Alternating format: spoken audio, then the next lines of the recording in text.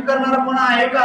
वचन तेच सांगत आहे, कुणीही आपल्या बंधूला त्या असल्या समस्यापासून, वांझपणापासून मुक्त करू शकत नाही, व्यसनातून मुक्त करू शकत नाही, जोपर्यंत त्याची खंडणी पुढे दिली जात नाही, बलिदान दिलं जात नाही, तोपर्यंत तो व्यक्ती त्या व्यसनातून मुक्त होणार नाही, त्या बांझपणातून मुक्त होणार नाही, त्या घरशेखरात बसल्या असलेल्या दुरातून 4,000 दुरात्मे होते त्याच्यापासून मुक्त होणार नाही. मग ते 9व्या अध्यायामध्ये जो पक्षघाती जवळ जो पडलेला होता त्याला झोपून आणलं आणि प्रभू येशूने त्याला म्हणलं, उठ आपली बाज घे आणि चालू लाग. प्रभू येशूला माहिती की मी यांची खंडणी भरणार आहे.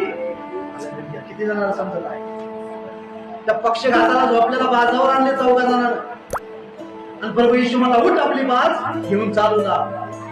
ती अशीच बाज घेऊन नीट झाला नाही. प्रभूला माहिती की पुढे ह्याच्या बाजूसाठी मला बाजावर लोळावं. तुम्हाला माहिती आहे, समजतं का? ह्याला मी नीट करायला पण मला तिथं पुरुषावर टांगलं जाणार आहे. हा नीट हो येशूच्या नावात उठून चालू लाग म्हणणं सोपं आहे, पण त्याच्यासाठी बलिदान कोण दिले, खिळे ठोकून?